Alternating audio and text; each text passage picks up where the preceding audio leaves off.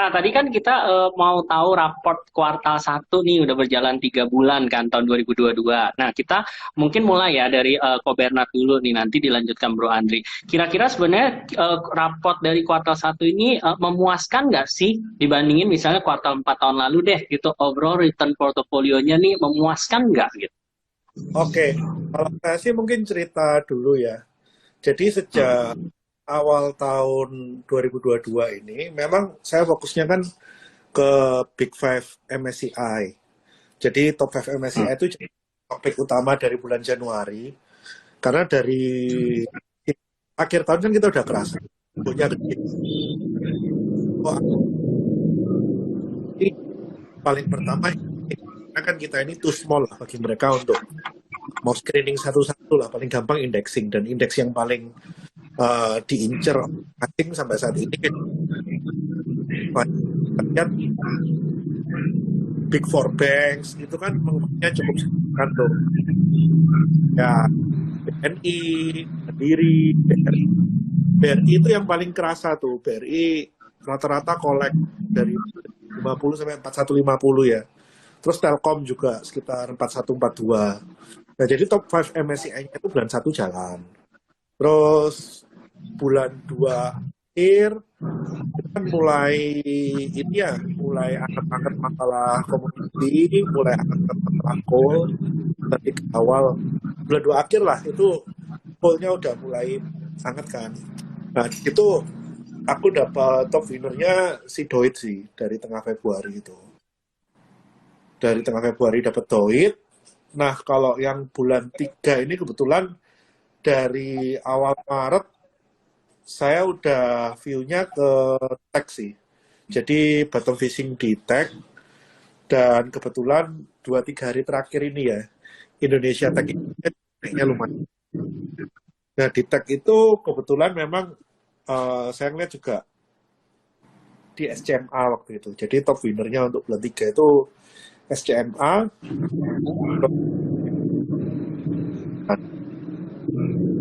So far bulan 1 sampai bulan 3 boleh dibilang masih biasa lah ya. Nah, kalau yang next ke depan sesuai tadi yang Glenn bilang nih kan ada mungkin ada perubahan konsumsi lah yang akhirnya bisa ngapa-ngapain kan.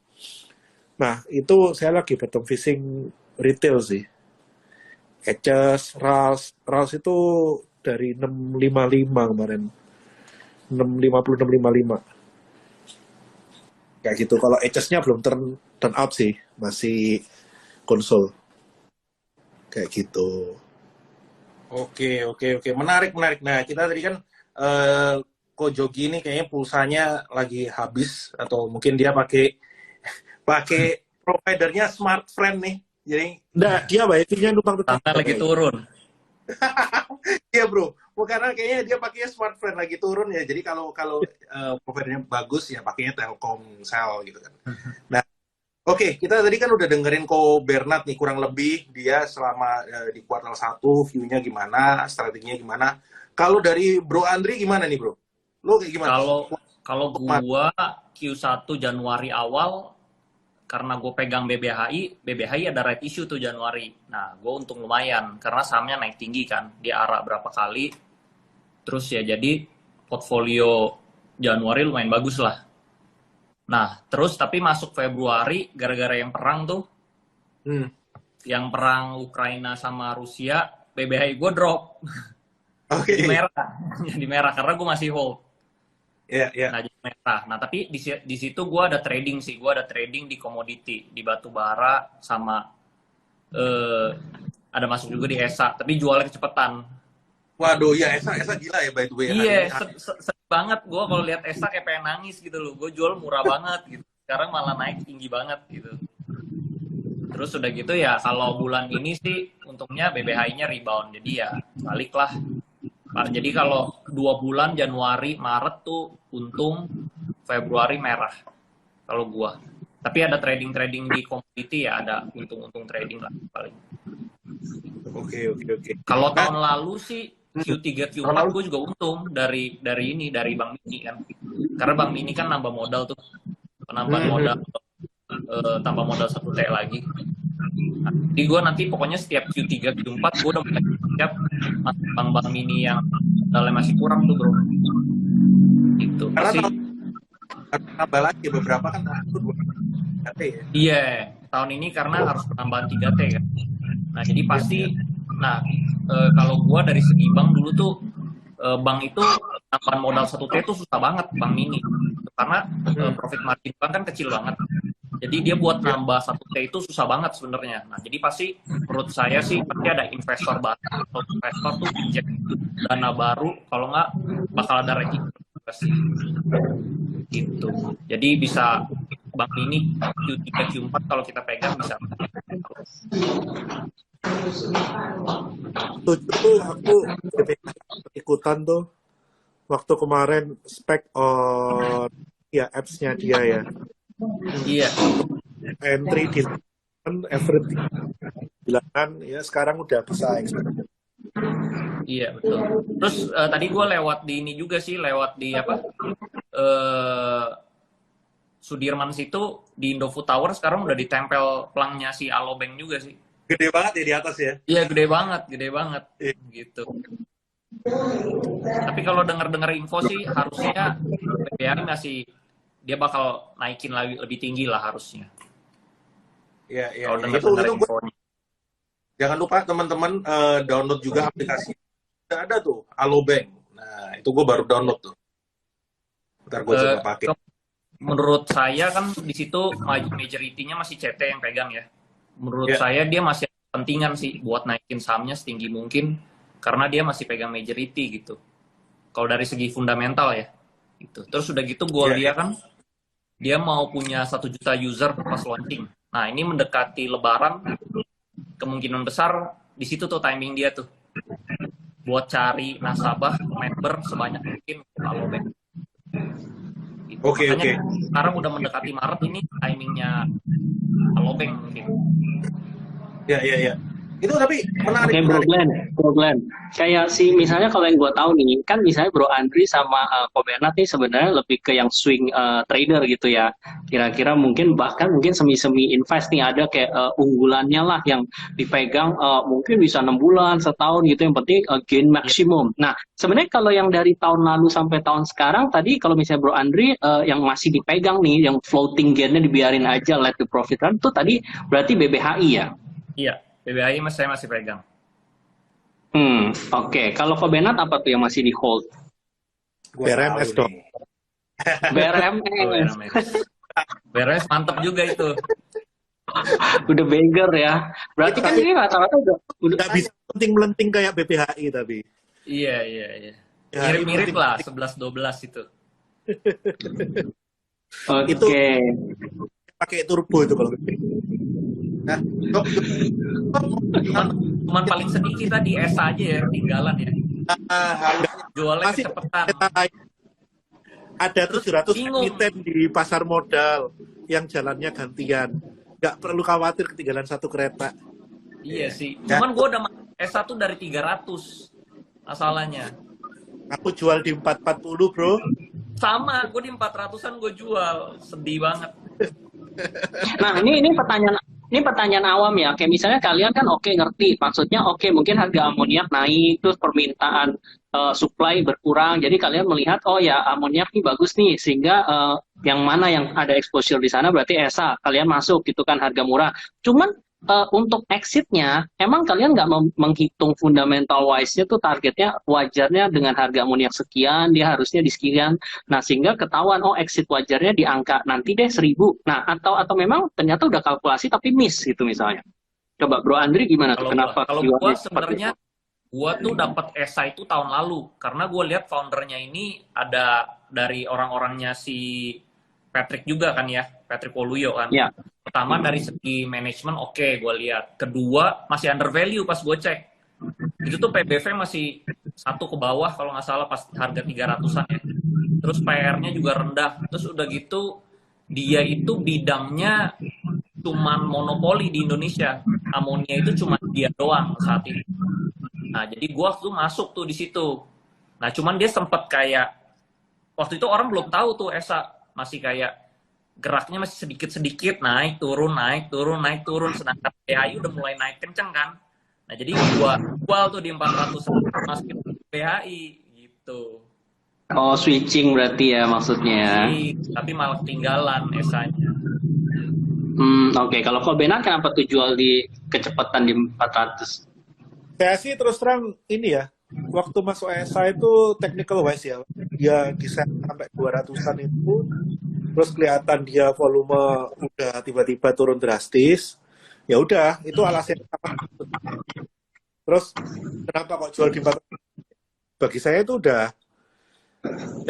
cukup lah untuk barang yang bukan memang niat saya bawa untuk swing long ya, memang memang hanya untuk short trade aja, jadi ya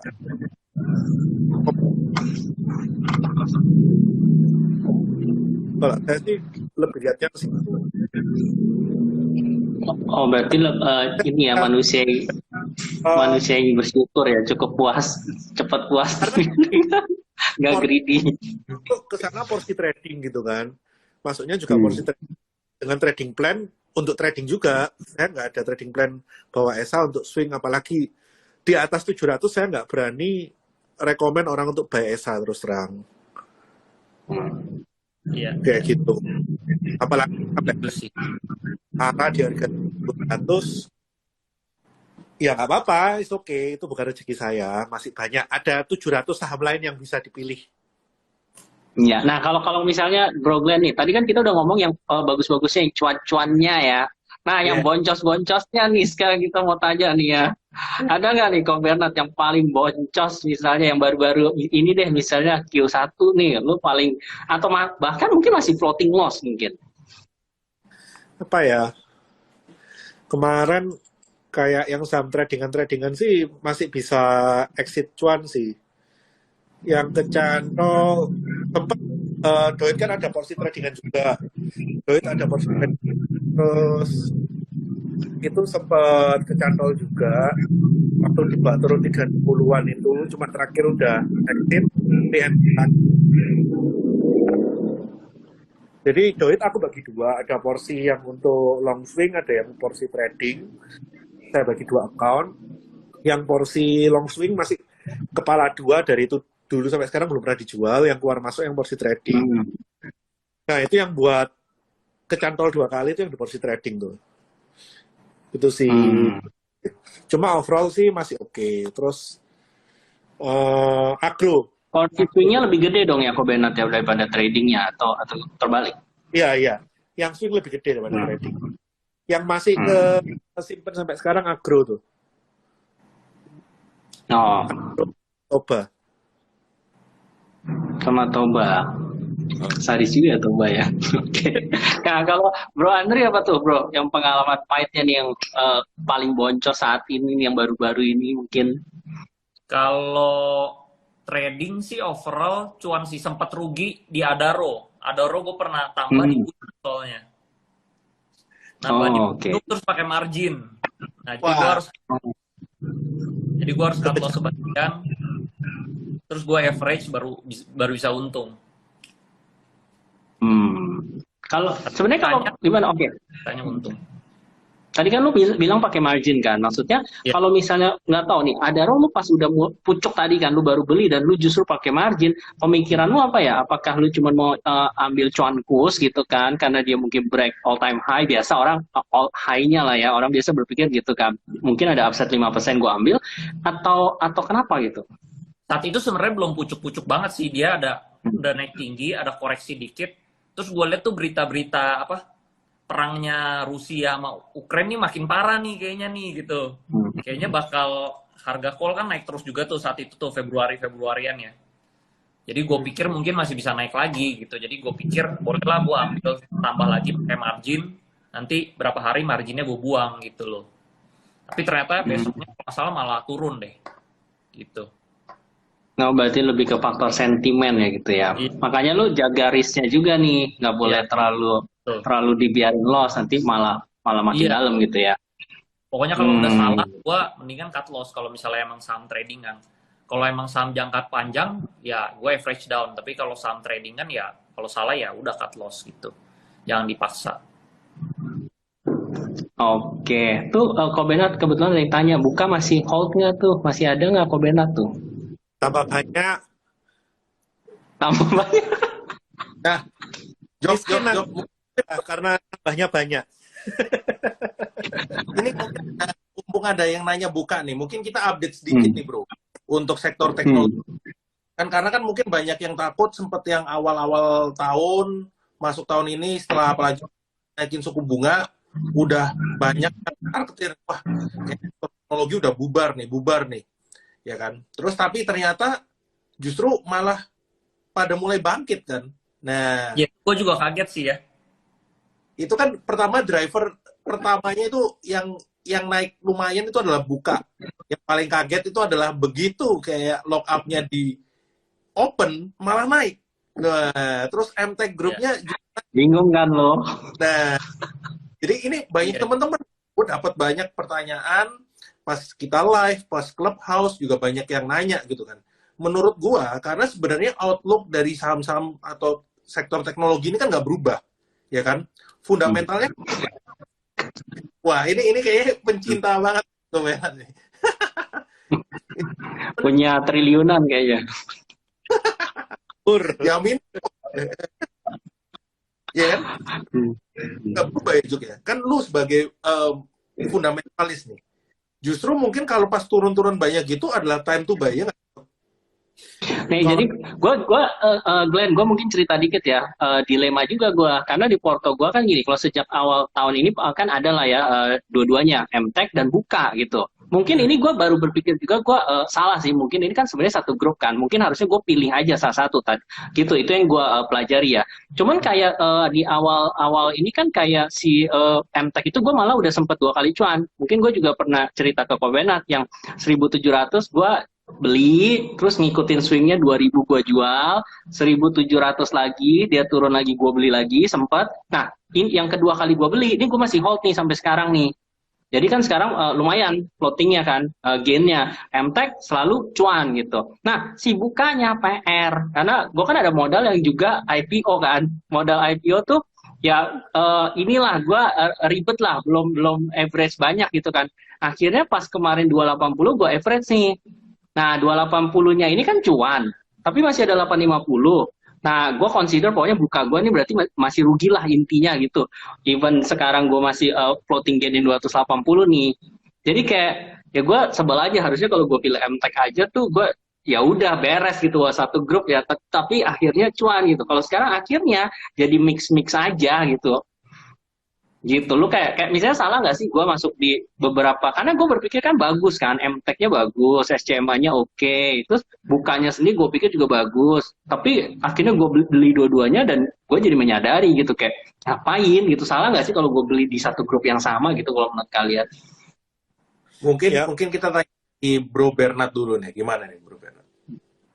Kalau saya pribadi sih, holding punya gerakannya sendiri, dan anak perusahaan itu punya gerakannya sendiri sih. Jadi, kalau menurut saya sih, nggak selamanya beli holding dan anak itu salah. Ya memang secara risiko mereka kadang bergeraknya bersamaan. Cuma bisa jadi individual stoknya geraknya juga lebih kencang daripada holdingnya kan. Kayak gitu. Overall sih, about the risk, ya ini geraknya banyak. Dan kemarin MTech itu geraknya udah mulai nggak barengan, SMA-nya turun, MTech-nya juga kuat kan. SMA sama bukanya padahal kan turun drastis tuh. Iya. Sampai ke 200-an dan 230. Ya terus terang sih, saya nungguin sih kayak SMA. Buka saya nunggu 1 jam, saya berani MTech. Dari sejak IPO, baru average itu waktu kemarin kepala 2 sama kepala 3. Jadi 280-an, 320, 330, 2,8. Itu level-level entry buka kemarin. Nah, apa kok sampai seberani itu? Ya saya kembali lagi ke fundamental wise-nya. Bagi saya buka in business wise gak ada perubahan. Dia punya bisnis warungnya intact, di result Q3-nya juga intact, dia naikin take rate 50%, tapi dia juga masih bisa dapat growth revenue dari warungnya naik 30%, berarti kan orang bisa menerima kan kenaikan take rate itu. Segede itu loh kenaikannya. Dan nya buka itu kecil banget. Itu bisa dengan gampang diatasi sama buka. Plus, dia juga invest di BBHI, dikasih harga murce, 400 perak, itu secara book value aja kan udah berapa tuh? Kalau di cap. Ya, gampang. Dan kemarin waktu kepala 2, actually itu udah deket banget sama cash per share-nya buka. Jadi kadang Iya, kita cuma itu satu pertimbangannya sih, benar. dan kita cuma perlu rasional sih sebetulnya. Kita cuma perlu rasional dan kita cuma perlu berani pada standpoint kita sih. Kalau memang kita merasa itu make sense dan kita udah pelajari serius, kenapa harus ikut-ikutan orang yang lakukan gitu ya. Oke, benar. Wah, ini berarti yang satu pegang buka, satu pegang BBHI, dan lagi ada hubungannya. Wah, ini jadi friend nih berarti. Oke, Bro Andri, kalau misalnya yang kayak, kan ada statement lah ya, kalau gue pelajari, itu kan ada teori-teori anak usaha biasanya lebih kencang gitu daripada induk usaha gerakannya. Kenapa? Karena induk usaha kan karena dia diverse, berarti kan ada faktor diskon yang lu SOTP lah ya gitu ya, yang lu mesti hitung. Nah, makanya dia jadi mungkin agak lelet teorinya. Nah, kalau menurut lu setuju nggak dengan teori itu tuh?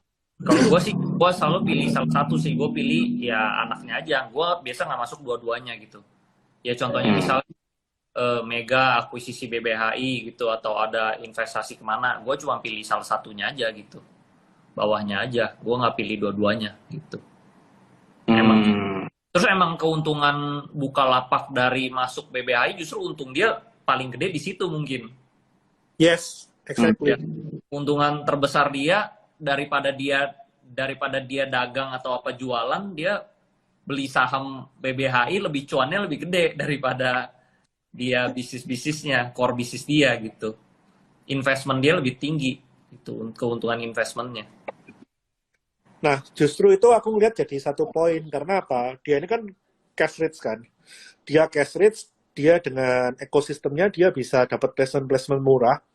Dia bisa istilahnya unorganic growth. Dia juga masuk ke ekosistemnya CT kan, bukan hanya di BBHI kan. Di Alofresh-nya dan di ekosistemnya kan gampang nyambungnya lah dari Salim itu kan. Nah, makanya powernya Buka kan sebetulnya di situ. Cash rich, punya koneksi, background di belakangnya ada si Alvin Saryatmadja, ada Salim. Mau ke kanan ke kiri untuk unorganic growth ya gampang. Terlepas dia memang cuannya bukan dari e-commerce, memang dia bukan e-commerce.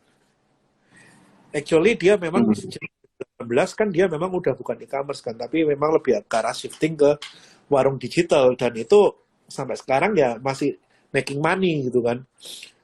Kayak gitu sih. Ya memang harapannya dari 20 triliun itu bisa bantu dia untuk unorganic growth.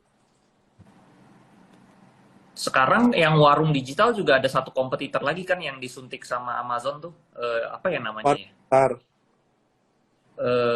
Apa namanya? Warung pintar ya?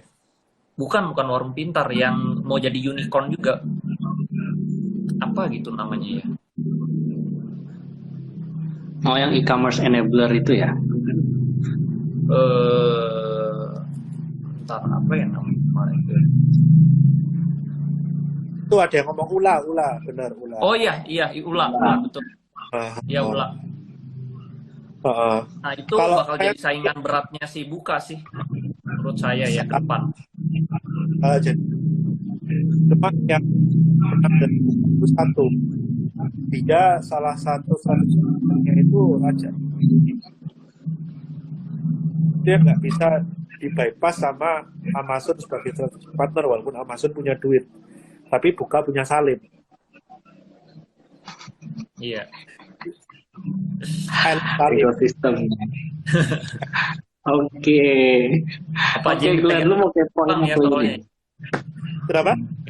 Apa aja yang dipegang Salim terbang ya, kayak DCI ya? Oh ini Bumi Resources milik Salim tuh kan. Kecuali eh, konsumernya nih kayaknya udah berat. Ya konsumernya tiarap dulu lah. Iya, iya. Hmm. Nah, Tapi Jok, menurut tapi orang ini gimana ke depan Bukalapak nih? Gimana? Prospek Bukalapak ke depan gimana? Kira-kira menurut kalian? Business wise menurut atau gua price ya wise? masih menarik lah dari bisnis kayak yang mereka sebenarnya kan banyak duit, mereka ya udah dari hasil IPO udah kasihin, and they're on the right track lah, they're on the right path. Kan selama nanti kayak dari mitranya ini masih grow, mereka investasinya kan kemarin sempat kaget semua tuh ya, ada kayak 1 miliar US dollar kan, tuh sempat Iya, shock iya. tuh ternyata nolnya kan, ya kan, jadi ya itu sempat oh ternyata oke, ternyata nominalnya cuma segitu gitu kan. Ya anyway kayak kita mesti pantau mereka akan menginvestasikan ke mana. Kayak selama itu menurut gua kayak they're on the right track, masih menarik dari si company ya. Menurut lu gimana, Bu? Kalau aku sih business wise simple ya. Eksekusi 21 triliun itu yang jadi tantangan. Jadi ya sama sih, kawal penggunaan dana IPO-nya. Karena itu yang menentukan ke depannya dia seperti apa. Di satu sisi ya, kita lihat juga growth dari dia punya warung, buka warung. Intact nggak? Take rate-nya sekarang udah 1,2%. Nah, average kan take rate, kalau kita ngomong e-commerce, itu Shopee 6%, di Goto 2,2 ya. Berarti kan dia masih low base kan. Nah, dia kalau naikin misalkan dari 1,2 ke 1,5 nih, growth-nya kepangkas nggak? Itu kan kita harus lihat tuh. Kayak kemarin dari 0,8 ke 1,2, oh ternyata growth-nya masih dapat 30%. Dari 1,2 ke 1,5 misalkan nanti, growth-nya dapat nggak? Kalau misalkan growth-nya masih dapat, berarti partnernya dia masih merasakan value added dari si Buka. Tapi ketika dia nambah take rate, ternyata dia nggak bisa nambah TPV-nya, ya berarti dia nggak ada yang signifikan. Kita orang kalau dia kalah. Nah, dari sini kan kita baru bisa ngeliat nih. Oke, kalau memang dia dari take rate-nya dinaikin pelan-pelan, ternyata growth-nya masih dapat ya, berarti potensial growth-nya masih dapat. Karena minusnya dia itu kan sebetulnya cuma kecil ya, cuma sekitar 1 triliun something. Nah, itu kalau dia take rate dari 1,2 ke 1,5 aja udah kepangkas berapa tuh gitu kan. Belum lagi income-nya dia dari anorganic growth gitu kan. Jadi potensinya sih ada. Nah, kalau price wise, sejak dia rebound di atas 300 sampai sekarang secara teknikal sih breakdown trend ya. Breakdown trend dan big accumulation harusnya sih retest 408 ya. Cuma menjelang retest 408 itu mungkin ada bumpy-bumpy dikit, dan 408 ini nggak akan gampang pecah sih. Dan selama dia belum dua listing, kayaknya nggak dalam waktu dekat juga. Untuk sampai ke harga IPO cukup berat, karena begitu dia sampai ke IPO itu pasti nanti battle itu, battle of the year. Takutnya keluar. Iya, kalau gue gampang Glenn, tinggal tungguin aja kapan dia masuk MSCI. Udah di tahun ini kapan gitu. Udah hold aja. Gak mau mikir lah gitu. Lo kayaknya nggak mau mikir kayak karena masih nyangkut ya, Jok ya. Karena belum Pokoknya average beli atas ada, beli bawah ada. Ya udah tinggal tungguin aja dia mau kemana, terserah. Aduh.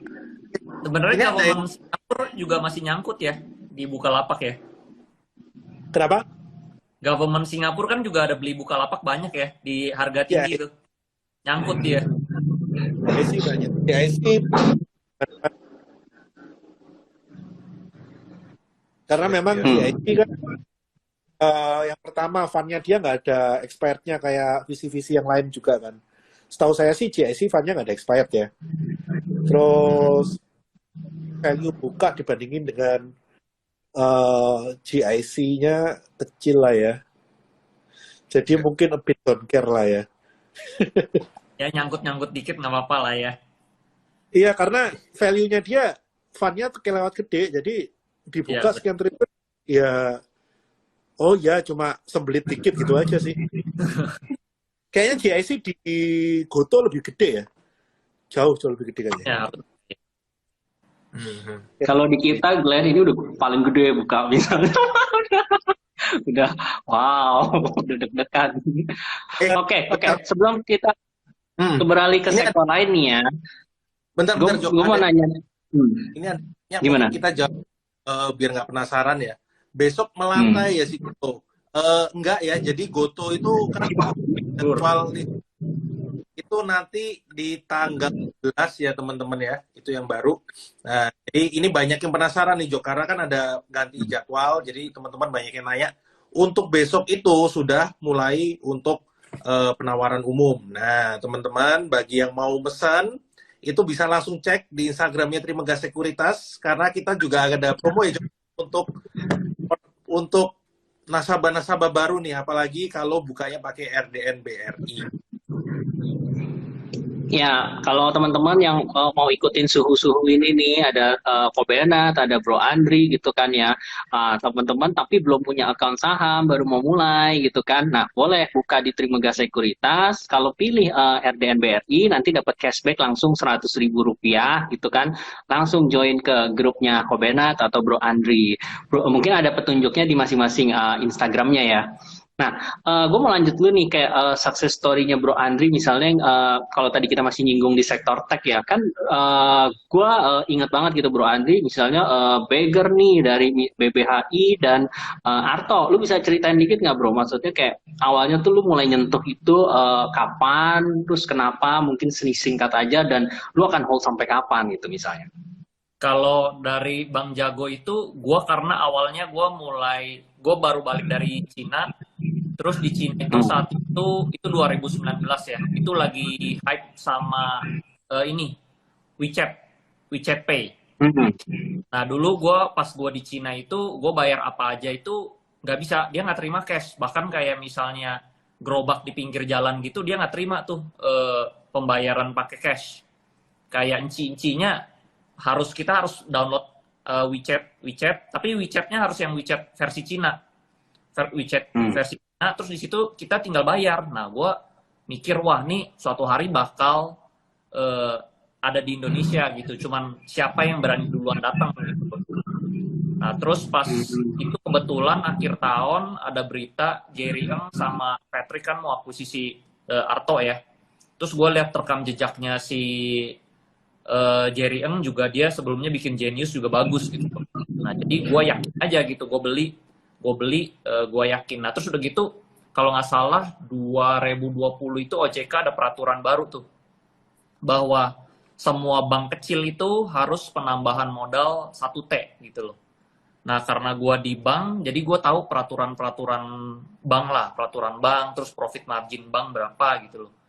Nah, profit margin bank itu sebenarnya tipis banget, kecil banget gitu loh. Jadi, buat bank mini nambah 1T itu berat banget gitu, hampir mustahil gitu loh.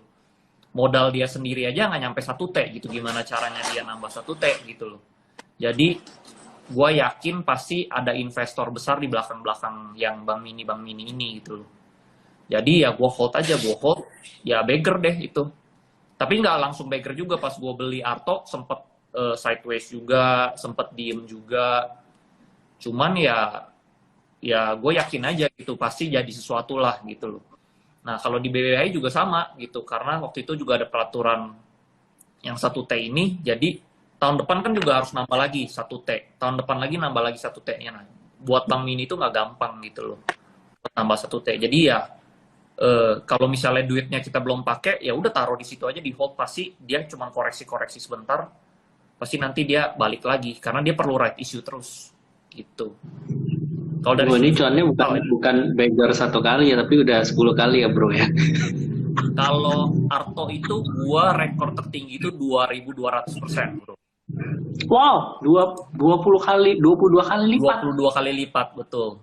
Kalau BH itu gua sebenarnya hampir kalau gue beli dari awal tuh hampir 5.000%, bro.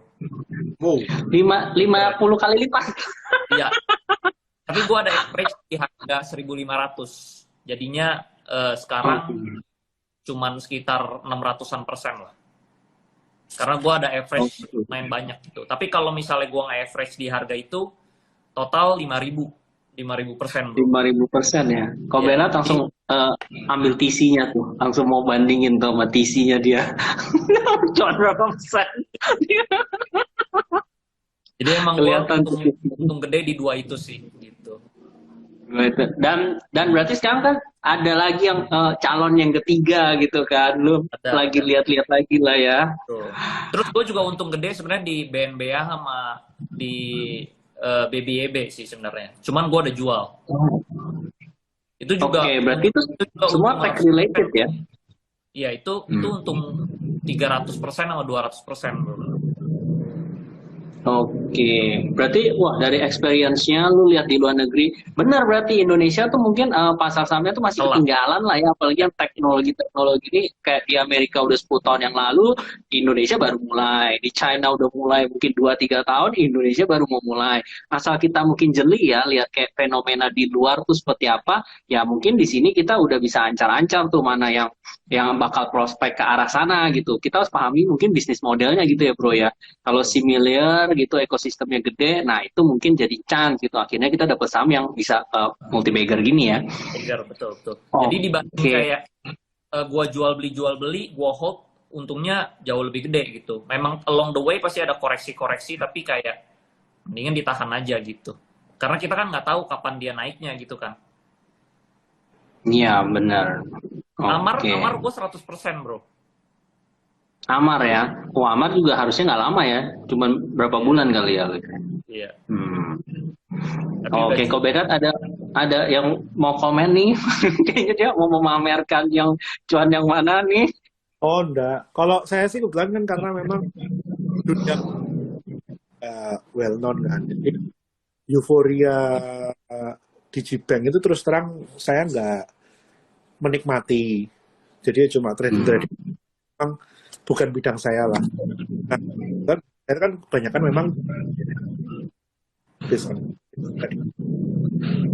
ya kemarin di going masih ongoing ya di situ-situ, makanya nggak bisa fenomenal bank digital karena nggak ada faktor wow-nya, nggak ada yang benar-benar shifting. Kalau bank digital kan ini kan memang shifting ya di luar nalar lah ya, itu di luar nalar lagi. Saya nggak bisa ngeraba ke situ. Jadi kalau kata orang mah kita main ya kita paham. Tujuh.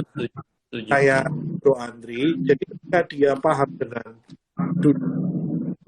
dia mau dia mau yang namanya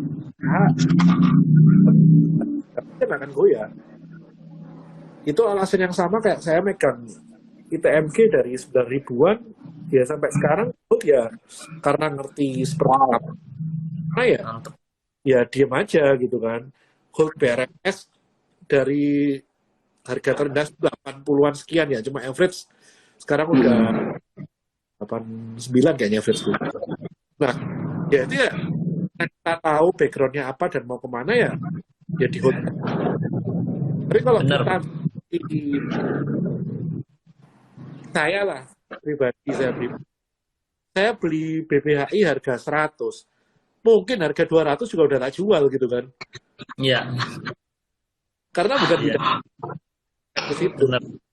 Conviction-nya kurang. Jadi bagi saya sih kalau kita memang lihat orang Andri, wah cuannya gede gini, ya jangan lihat cuannya doang, lihat dong effort Bro Andri untuk bisa dapat conviction itu seperti apa, bagaimana Bro Andri ini sangat mendalam perbankan sehingga dia bisa conviction ke situ gitu kan. Jadi enggak Bro ya. Itu untuk menahan kan butuh confidence dan butuh pengalaman juga. butuh keyakinan ya. Betul.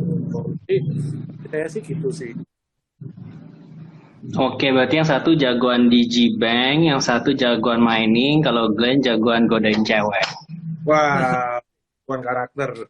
Gua kick lu, Jok. Cuma Oke. Tadi yang lu bilang bahwa kita ini kan sebetulnya copycat dari perusahaan yang dari negara yang udah maju untuk perusahaan-perusahaan tech kan. Which is I agree with that. Dan walaupun bukan bidang saya coba untuk mulai dalami dan mulai apa yang sudah di luar dan apa yang belum in di sini, dan coba untuk dari conviction supaya ya kan sekarang kan kita tahu nih kalau tech di kita memang bukan low penetration ya, bukan low penetration karena kita handphone di sini juga satu orang udah punya 2 handphone gitu kan secara statistik. Cuma untuk bisnis tech yang lain itu kan juga penetrasinya belum wah. Sejauh ini kan penetrasi yang udah gede kan cuma e-commerce sekitar 20-an% ya, 20-25%. Makanya kalau e-commerce aku ngomong ya growth ada tapi nggak akan signifikan. Cuan bisa tapi nggak akan sampai kayak tadi Bro Andri bisa nemuin James kayak BBHI, kayak Arto itu nggak akan ketemu di e-commerce. Nah, kita kan harus cari sektoral lain yang bisa seperti itu kan. Makanya saya lagi dalemin kira-kira tech.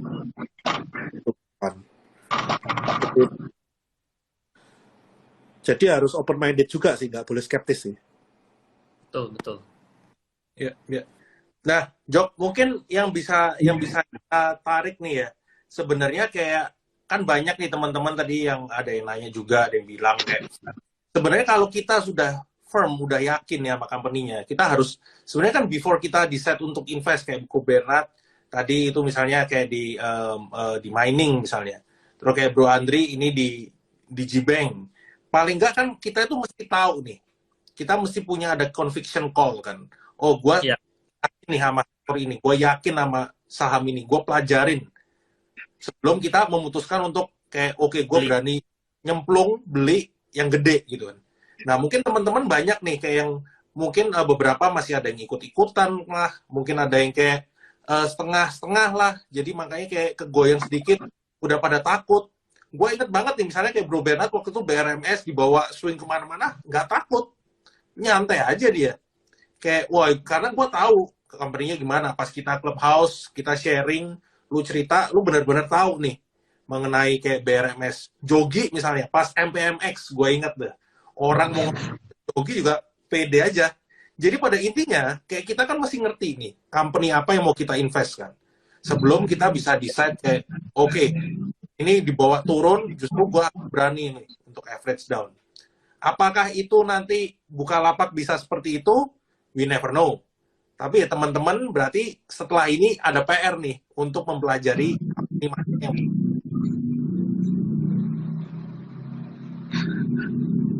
we never know, tapi we already try gitu, Glenn. menurut gua, Jok, menurut gua ya, ini menurut gua kayak yang sebentar lagi ini kan yang si Ijo nih kan listing tanggal 11 nih.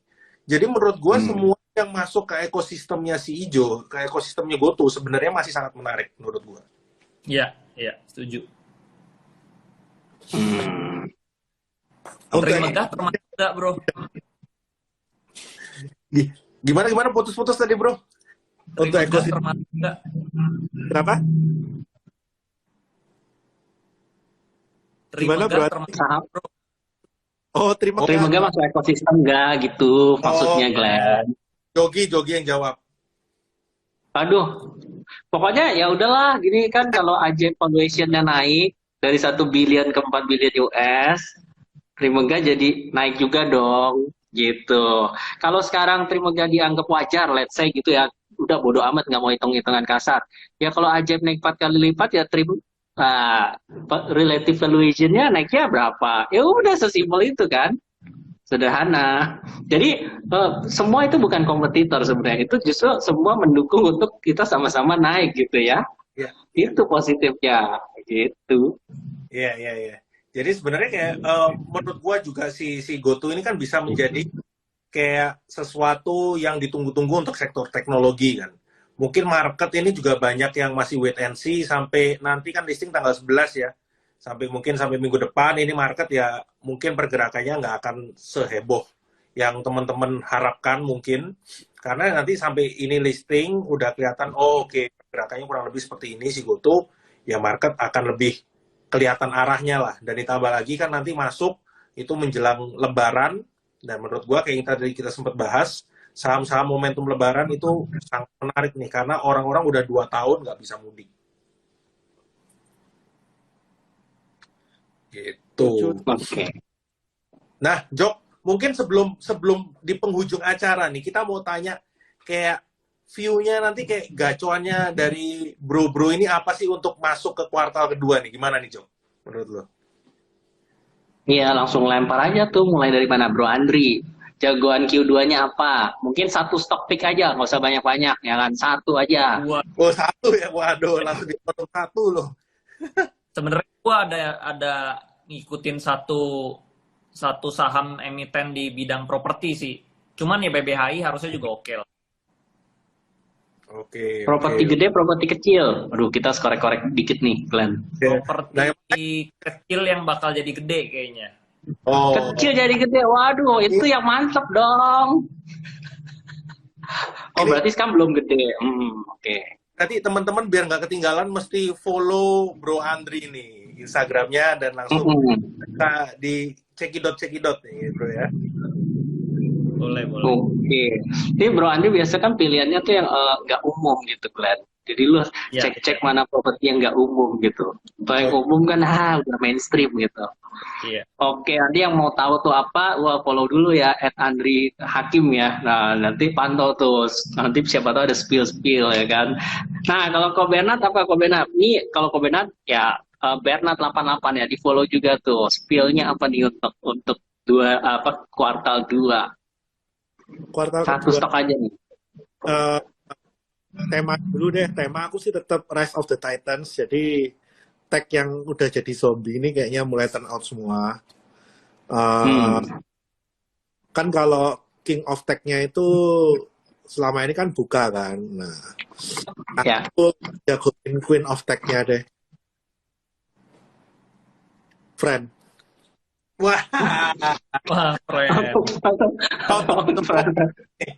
ini nih gua ini deh. Ini Job. Harus segitu Job. Lu jangan bilangnya yang stok pikir jogi dulu apa? Sekarang, jangan gue skip dulu, Glenn. Loh, justru lo harus memberikan Job, nanti itu bisa teror.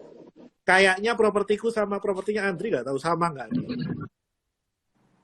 Waduh, apa nih? Pin aja deh belakangnya apa deh gitu. P. Depannya P. Belakangnya P. Belakangnya P. Bukan sih. Belakangnya bukan P. Bukan. Sama-sama. Cuman gue juga harus cek nih yang belakangnya P apa ya. Kayaknya nanti gua tahu nih dua-duanya nih. Iya. Kayaknya langsung ketahuan. P sama belakang P ini langsung ketahuan nih. Ya, Glenn, anyway, kalau misalnya lu bilang tadi kayak ekosistem Goto, gue to be honest sih gue masih ngikutin Bevin gitu aja. After tender offernya selesai, I hope dia ada, ya karena kan gue nggak ngikutin, oke, maksudnya dia dapat ekosistem Goto dulu, tapi gue ngikutin pinjam modalnya itu kan sebenarnya kayak apps yang di under Bevinnya itu sendiri growing gitu. Udah 1 T lebih kan pembiayaan dari angka cuma 90M gitu setahun naik lumayan lah gitu kan. Nah, dari situ nanti kalau misalnya tahun ini bisa 1 T lebih atau 2 T, nah itu kan sebenarnya marginnya lebih tebal dibanding pembiayaan kredit yang biasa kan. Nah makanya gue excited untuk nungguin Bevin ini sih tetap. Mungkin terkesan konservatif ya, tapi kan kita nggak lihat, nggak tahu nih kalau sekarang kita masih anggap itu kayak financial company yang biasa, nanti kalau dianggap seperti tech gimana? Gitu kan. Kayak gitu sih. Menurut Bro Jogi, Bevin bisa jadi kayak Arto nggak? Separuhnya Arto. Separuhnya. Soalnya bisa aja dia kan dijadiin kayak apa gitu, Go Finance atau apa gitu kan ya? Seharusnya harapan kita ya bro ya, harapan kita ya. Tapi yang pasti dia udah ada cikal bakal startupnya di bawahnya dong, ya kan? Nah Iya. gitu. Ya ini sedikit hint nih kalau kalau masalah Go Finance itu 170 triliun dari 380 triliun GTV-nya Goto ditupang sama Go Finance. Separohnya ya. Ya, jadi tes aja langsung ketahuan tuh. Siapa yang jadi Go Finance, valuasinya berapa langsung ketahuan tuh. Nah, ini Wah, kayak teman-teman Bro Jogi tahu sesuatu nih. jadi teman-teman nanti langsung dicari tahu, silakan dibaca-baca, nanti prospektus 900 halaman langsung dibacain satu-satu nih, Jok. Oke. Siap bos. Nggak apa-apa, Oke. betulnya nggak apa-apa, tapi prospektusnya dibaca banyak informasi itu. Nah, iya benar. Justru di prospektusnya itu menarik lah. Tapi sekarang menurut gua banyak orang-orang kan ya informasi ini lebih mudah diakses. Dulu kan ya kita yang orang yang menemukan apa menarik langsung di post. Ya, jadi mungkin biar terlalu susah ya Bernard 88 dan Bro Andri juga lah. Nah, itu langsung follow aja. Kalau yang penasaran, waduh, join grupnya tuh di Instagramnya mereka masing-masing juga ada tuh cara untuk join grupnya. Kalau mau yang kurang berfaedah, follow Jogi Fatah.